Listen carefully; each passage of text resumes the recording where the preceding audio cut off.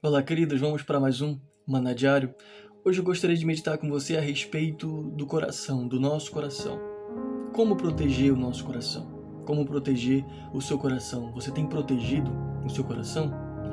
É interessante que a Bíblia ela fala sobre coração, mas o coração, a maneira como a Bíblia fala, não está relacionada com o órgão pulsante, de acordo com a biologia. O coração ele é o centro da vontade humana, é aquilo que conduz os pensamentos, é aquilo que conduz as emoções, conduz as atitudes humanas. Então veja bem, a Bíblia ela nos dá um conselho de imensa sabedoria e importância prática, em Provérbios 4:23, que diz o seguinte: sobre tudo o que se deve guardar, guarda o teu coração, porque dele procedem as fontes da vida. Mas o que isso realmente significa no nosso dia a dia?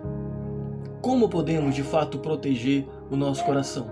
Veja bem, proteger o coração não é sobre construir muros intransponíveis ou viver isolado do mundo. Trata-se de ser vigilante e intencional sobre o que nós permitimos que entre e influencie o nosso ser interior. Como assim? É sobre a gente proteger aquilo que influencia, queridos, a nossa mente, as nossas emoções, os nossos desejos, as nossas vontades. Afinal, é do coração que fluem as nossas atitudes, as palavras, as ações, ou seja, a nossa vida por inteiro. Então, como fazer isso? Como proteger o meu coração? Como proteger o seu coração? Eu quero compartilhar com você algumas maneiras que nós podemos fazer isso. A primeira maneira, queridos, que eu quero compartilhar com vocês é: alimente-se da palavra de Deus. Essa é a primeira maneira para a gente proteger o nosso coração. Nos alimentar da palavra de Deus. A Bíblia ela é o alimento espiritual que nutre e fortalece o nosso coração. Meditar nas Escrituras renova a nossa mente, alinha nossos desejos aos desejos de Deus e nos dá discernimento para reconhecer o que é bom e o que é prejudicial. Por quê? Porque a Bíblia, queridos, é a nossa principal fonte de verdade. Segundo, guarde os seus pensamentos. Guarde os seus pensamentos.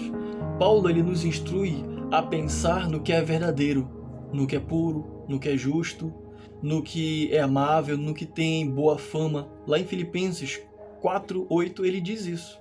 Então você precisa guardar a sua mente, você precisa pensar naquilo que a Bíblia conduz e direciona para que você pense.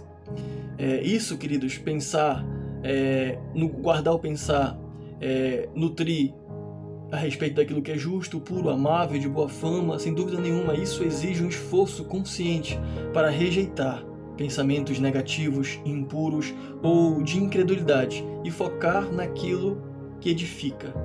Em terceiro lugar, vigie as suas influências. Vigie suas influências. O que você tem assistido? O que você tem ouvido? O que você tem lido? Com quem que você tem andado?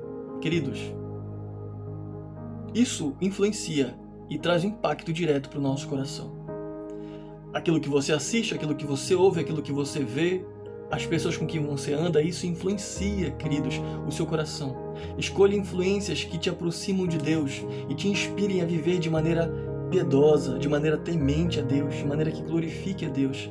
Seja seletivo com o conteúdo que você consome e com as amizades que você cultiva. Nós hoje vivemos num mundo digitalizado, no qual quase todo mundo tem acesso à internet. É muito fácil ter acesso à internet hoje, muito fácil ter acesso a todo tipo de conteúdo hoje. E às vezes tem pessoas que passam horas e horas rolando, assistindo coisas no Facebook, no Instagram, em outras redes sociais, no YouTube, e simplesmente porcaria, não alimenta nada, não edifica nada.